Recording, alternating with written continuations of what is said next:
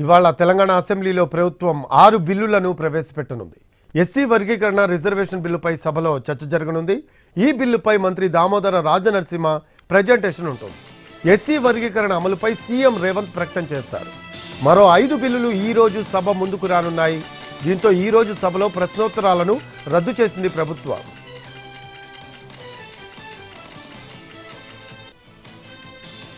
AP CM Chandrababu ఇవాళ ఢిల్లీ వెళ్లనున్నారు. ప్రధాని మోడీతో భేటీ అయ్యే అవకాశం ఉంది. అమరావతి పనుల పునఃప్రారంభానికి ప్రధాని మోడీని ఆహ్వానించనున్నారు చంద్రబాబు. అమరావతికి ప్రపంచ బ్యాంక్ నిధులతో పాటు పలు అంశాలపై ప్రధానితో చంద్రబాబు చర్చించనున్నట్లు తెలుస్తోంది.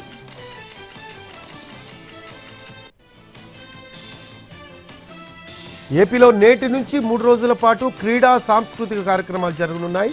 విజయవాడ ఇందిరాగాంధీ స్టేడియం, డిఆర్ఎంసీ ఇండోర్ స్టేడియంలో క్రీడలు నిర్వహించనున్నారు. ఇవాళ మధ్యాహ్నం 3 గంటల నుంచి ఎమ్మెల్యేలు, ఎమ్మెల్సీలకు ఆటల పోటీలు నిర్వహిస్తారు. క్రీడా పోటీలకు 173 మంది పేర్లు నమోదు చేసుకున్నారు. సీఎం చంద్రబాబు కూడా బ్యాడ్మింటన్ ఆడే అవకాశం ఉంది. అలాగే మంత్రి లోకేష్ సైతం క్రికెట్, షటిల్, వాలీబాల్ ఆడేందుకు పేరు నమోదు చేసుకున్నారు. 31 మంది సభ్యులు క్రికెట్ ఆడేందుకు పేరు నమోదు చేసుకున్నారు. మహిళా సభ్యులకు 100 మీటర్ల పరుగు పందెం, త్రోబాల్, షటిల్, క్యారమ్స్, టెన్నిస్ లాంటి క్రీడలు నిర్వహించనున్నారు.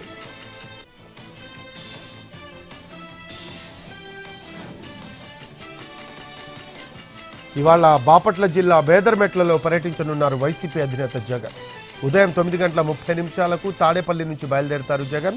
వైవి సుబ్బారెడ్డి తల్లి పార్థివ దేహానికి నివాళులర్పించనున్నారు ఆయన. వైవి సుబ్బారెడ్డి కుటుంబ సభ్యులను పరామర్శించనున్నారు జగన్.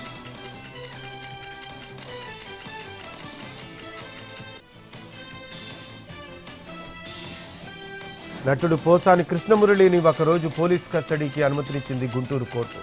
ఇవాళ ఉదయం 10 గంటల నుంచి సాయంత్రం 5 గంటల వరకు ప్రశ్నించనుంది సిఐడి.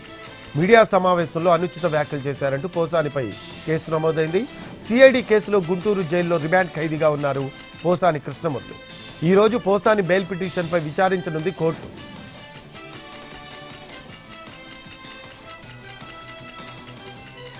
తెలంగాణ శాసనసభలో కీలక బిల్లులను ప్రభుత్వం ప్రవేశపెట్టింది. ఎస్సీ వర్గీకరణ, బీసీలకు 42% రిజర్వేషన్ల బిల్లుతో పాటు దేవాదాయ చట్ట సవరణ బిల్లులను ప్రభుత్వం సభ ముందుకు తీసుకొచ్చింది. ఎస్సీ వర్గీకరణ బిల్లును మంత్రి దామోదర్ రాజనరసింహ, బీసీ రిజర్వేషన్ బిల్లును మంత్రి పొన్నం ప్రభాకర్ సభలో ప్రవేశపెట్టారు.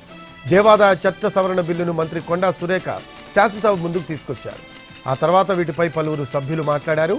బీసీలకు రాజకీయ, విద్యా, ఉద్యోగాల్లో 42% రిజర్వేషన్ ఇవ్వాలని బిల్లు తెచ్చాము అన్నారు సీఎం రేవంత్ రెడ్డి.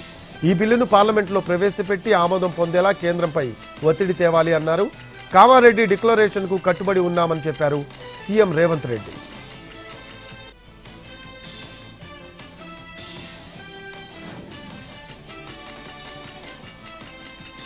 ఆర్థికంగా చాలా ఇబ్బందులున్నాయన్నారు సీఎం రేవంత్ రెడ్డి. వేసిన అంచనాలు ఒకటైతే వచ్చిన ఆదాయం ఇంకొకటని అన్నారు.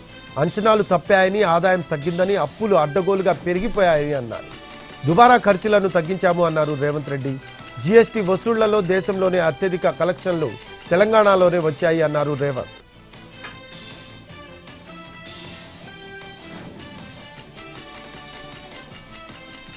ఏపీ అసెంబ్లీలో స్వర్ణాంధ్ర విజన్ 2047 డాక్యుమెంట్ను ఆవిష్కరించారు సీఎం చంద్రబాబు. ఈ సందర్భంగా ఎమ్మెల్యేలకు పలు సూచనలు చేశారు ఆయన. రాష్ట్రంలోని అన్ని నియోజకవర్గాలు అభివృద్ధి చెందాలని ఆకాంక్షించారు. అందుకు అనుగుణంగా ఎమ్మెల్యేలు సంకల్పం తీసుకోవాలి అన్నారు. పైలట్ ప్రాజెక్టుగా ముందు కుప్పం, పిఠాపురం, మంగళగిరి, ఉరవకొండ నియోజకవర్గాలకు విజన్ డాక్యుమెంట్ సిద్ధం చేసినట్లు చెప్పారు సీఎం చంద్రబాబు.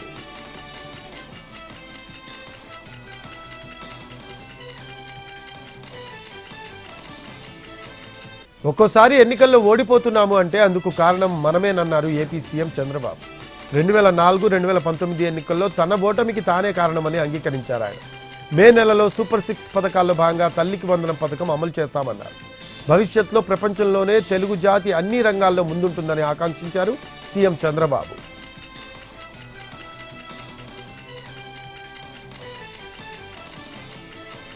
గత ప్రభుత్వ హయాంలో ఉపాధి హామీ పథకంలో 250 కోట్ల అవినీతి జరిగింది అన్నారు AP deputy CM Pawan Kalyan. దీంతో జాతీయ ఉపాధి హామీ పథకంపై ప్రత్యేక దృష్టి పెట్టినట్లు తెలిపారు. తప్పు చేసిన వారికి చట్ట ప్రకారం శిక్ష తప్పదు అన్నారు డిప్యూటీ సీఎం పవన్ కళ్యాణ్.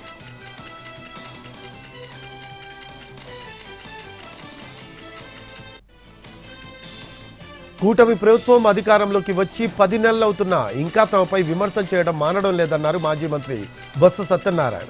మండలిలో గత ప్రభుత్వం అవినీతిపై చర్చను చేపట్టడాన్ని ఆయన తప్పుపట్టారు. 2014 నుంచి జరిగిన అవినీతిపై మాట్లాడదామని అంటే ప్రభుత్వం సిద్ధంగా లేదన్నారు. కేవలం వైసీపీ మీద బురద జల్లేందుకే ప్రభుత్వం ప్రయత్నిస్తూ ఉండడంతో వాకౌట్ చేశాము అన్నారు బొత్స.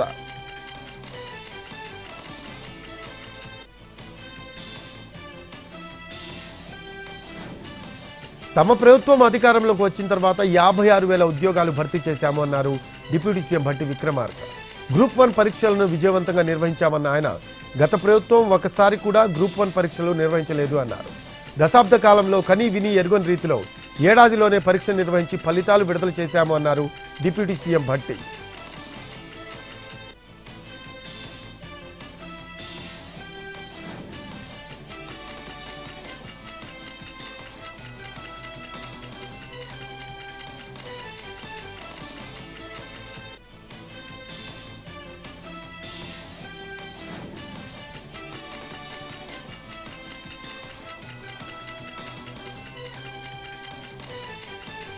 ఏపీ మండలిలో ఫీజు రియంబర్స్మెంట్ పై చర్చ జరిగింది. ఫీజు రియంబర్స్మెంట్ పై మంత్రి సమాధానం చెప్తున్న సమయంలో ప్రతిపక్ష ఎమ్మెల్సీలు నినాదాలు చేశారు. దీంతో మంత్రి లోకేష్ లేచి సమాధానం చెప్పారు. విద్యా వ్యవస్థపై చర్చ జరిగే సమయంలో వైసీపీ ఎమ్మెల్సీలు బాయ్కాట్ చేసి వెళ్లిపోయి మళ్లీ ఇప్పుడు సమాధానం అడిగితే ఎలా అన్నారు. చర్చ సమయంలో ఎందుకు బయటకు వెళ్లిపోయారని ప్రశ్నించారు ఆయన. గత ప్రభుత్వం మొత్తం 4,200 కోట్ల రూపాయలు బకాయిలు పెట్టింది అన్నారు. 16 నెలల తర్వాత పాత బకాయిలు చెల్లించారన్నారు. తమ ప్రభుత్వం అధికారంలోకి వచ్చి 10 నెలలైందని పెండింగ్ బిల్లులు మొత్తం చెల్లిస్తామని గతంలోనే సభ సాక్షిగా హామీ ఇచ్చినట్లు తెలిపారు మంత్రి లోకేష్.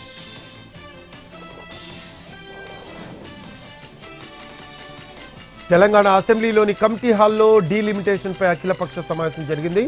బీజేపీ, బీఆర్ఎస్ ఈ సమావేశానికి రాలేదు. ఎంఐఎం నుంచి అక్బరుద్దీన్, సిపిఎం నుంచి జూలకంటి రంగారెడ్డి, జాన్ వెస్లీ హాజరయ్యారు. సిపిఐ నుంచి కూనంనేని హాజరయ్యారు. అఖిలపక్ష సమావేశంపై తమకు ఎలాంటి సమాచారం లేదని బీజేపీ ఎమ్మెల్యేలు చెప్పారు.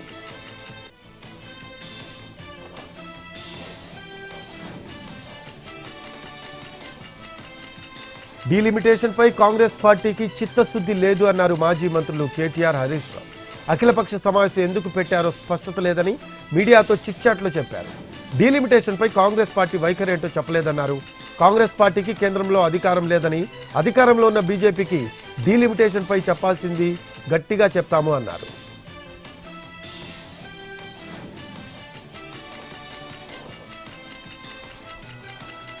రాజీవ్ యువ వికాసం పథకాన్ని సీఎం రేవంత్ రెడ్డి ప్రారంభించారు. ఇందులో భాగంగా ఎస్సీ, ఎస్టీ, బీసీ, మైనార్టీ, నిరుద్యోగ యువతకు రుణాలు మంజూరు చేస్తారు. రాష్ట్ర వ్యాప్తంగా 5 లక్షల మందికి 6,000 కోట్ల రుణాలను 60 నుంచి 80% వరకు రాయితీతో ఇవ్వనున్నారు. ఒక్కో లబ్ధిదారుడికి 4 లక్షల వరకు మంజూరు చేస్తారు. ఇందుకోసం ఏప్రిల్ 5 వరకు దరఖాస్తులు స్వీకరిస్తారు. ఏప్రిల్ 6 నుంచి మే 31 వరకు దరఖాస్తులను పరిశీలన చేస్తారు. జూన్ 2న రుణాలను మంజూరు చేయనుంది ప్రభుత్వం.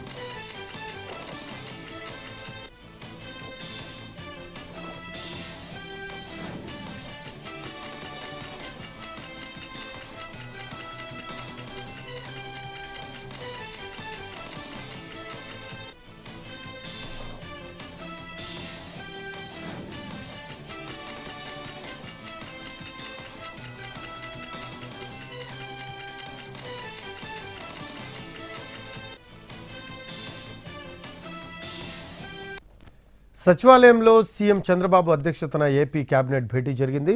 ఈ సమావేశంలో మంత్రివర్గం పలు కీలక నిర్ణయాలు తీసుకుంది. చేనేత కార్మికుల ఇళ్లకు 200 యూనిట్ల వరకు, పవర్ లూమ్స్కు 500 యూనిట్ల వరకు ఉచిత విద్యుత్ ఇచ్చేందుకు మంత్రివర్గం ఆమోదం తెలిపింది. ఉపాధ్యాయుల బదిలీల నియంత్రణ చట్ట సవరణ బిల్లుకు ఆమోదముద్ర వేసింది. రాజధాని అమరావతిలో భూ కేటాయింపులకు సంబంధించి కేబినెట్ సబ్ కమిటీ నిర్ణయాలకు మంత్రివర్గం ఆమోదం తెలిపింది. అలాగే ఎస్సీ వర్గీకరణ అంశంపై రాజీవ్ రంజన్ మిశ్రా కమిషన్ సమర్పించిన నివేదికను మంత్రివర్గం ఆమోదించింది. అలాగే నంబూర్లో వివిఐటియుకు ప్రైవేట్ యూనివర్సిటీ హోదా కల్పిస్తూ ఏపీ మంత్రివర్గం నిర్ణయం తీసుకుంది. అనంతపురం, సత్యసాయి జిల్లాల్లో రెన్యూవబుల్ ఎనర్జీ ప్లాంట్ల ఏర్పాటుకు ఆమోదం తెలిపింది. పలు సంస్థలకు భూ కేటాయింపులకు గ్రీన్ సిగ్నల్ ఇచ్చింది. వైఎస్ఆర్ తాడిగడప మున్సిపాలిటీ పేరును తాడిగడప మున్సిపాలిటీగా మారుస్తూ నిర్ణయం తీసుకుంది. ముఖ్యమంత్రి కార్యాలయంలో 3 ఫోటోగ్రాఫర్లు, వీడియోగ్రాఫర్ల పోస్టులకు ఆమోద ముద్ర వేసింది.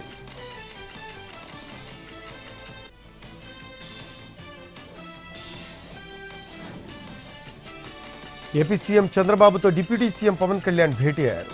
కేబినెట్ సమావేశం తర్వాత చంద్రబాబుతో ప్రత్యేకంగా సమావేశమయ్యారు పవన్. ఢిల్లీ పర్యటనపై చర్చించారు. జనసేన ప్లీనరీ సమావేశం విషయాలను కూడా ముఖ్యమంత్రితో చర్చించారు పవన్ కళ్యాణ్. సోదరుడు నాగబాబుకు ఎమ్మెల్సీ ఇచ్చినందుకు ధన్యవాదాలు తెలిపారు. నాగబాబుకు కేబినెట్లోకి తీసుకునే అంశంపై కూడా చర్చించినట్టు సమాచారం.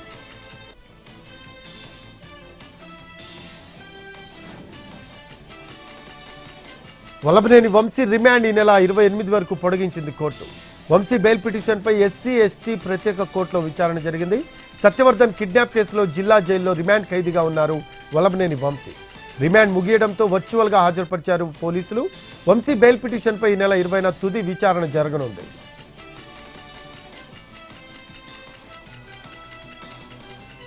గ్రేటర్ విశాఖ పీఠంపై కూటమి గురిపెట్టింది. ఈ రోజుతో మేయర్ హరివెంకట కుమారి పదవీ కాలం 4 ఏళ్లు పూర్తి కానుంది. జీవీఎంసీలో 98 మంది కార్పొరేటర్లు కాగా మేయర్ పీఠం గెలవాలి అంటే కావాల్సిన బలం 64. ఇప్పటికే 56కు చేరింది కూటమి బలం. ఇవాళ టీడీపీ జనసేనలోకి 9 మంది వైసీపీ కార్పొరేటర్లు జాయిన్ కాబోతున్నారు. మరికొన్ని రోజుల్లో 6 నుంచి 10 మంది కార్పొరేటర్లు చేరుతారంటున్నారు కూటమి నేతలు. టీడీపీకి ఎమ్మెల్యే, ఎంపీ, ఎమ్మెల్సీల రూపంలో 12 ఎక్స్-అఫీషియో ఓట్లున్నాయి.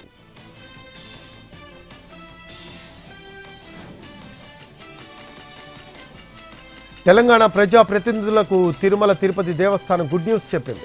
సీఎం చంద్రబాబు ఆదేశాల మేరకు తెలంగాణ ప్రజాప్రతినిధుల సిఫార్సు లేఖలపై శ్రీవారి దర్శనం కల్పించాలని నిర్ణయం తీసుకుంది. ఈ నెల 24 నుంచి సిఫార్సు లేఖలపై దర్శనాలు కల్పించనున్నట్లు తెలిపింది. ఈ మేరకు సోమ, మంగళవారాల్లో ప్రజాప్రతినిధుల సిఫార్సు లేఖలపై వీఐపీ బ్రేక్ దర్శనం కల్పించనున్నట్లు వెల్లడించింది.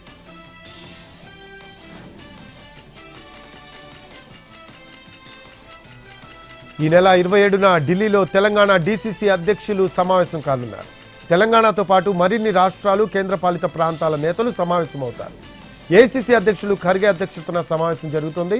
సంస్థాగత అంశాలపై ఈ సమావేశంలో చర్చిస్తారు.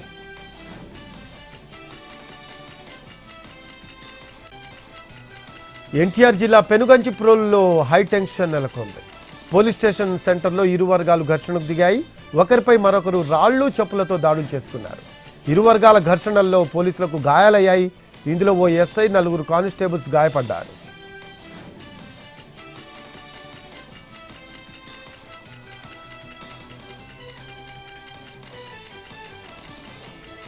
తెలుగు రాష్ట్రాల్లో బంగారం ధరలు స్వల్పంగా పెరిగాయి. 22 క్యారెట్ల 10 గ్రాముల బంగారం 82,100 రూపాయలకు చేరింది. 24 క్యారెట్ల 10 గ్రాముల బంగారం 89,560 రూపాయలకు అమ్ముడవుతోంది. హైదరాబాద్లో కిలో వెండి 1,11,900 రూపాయలు పలుకుతోంది.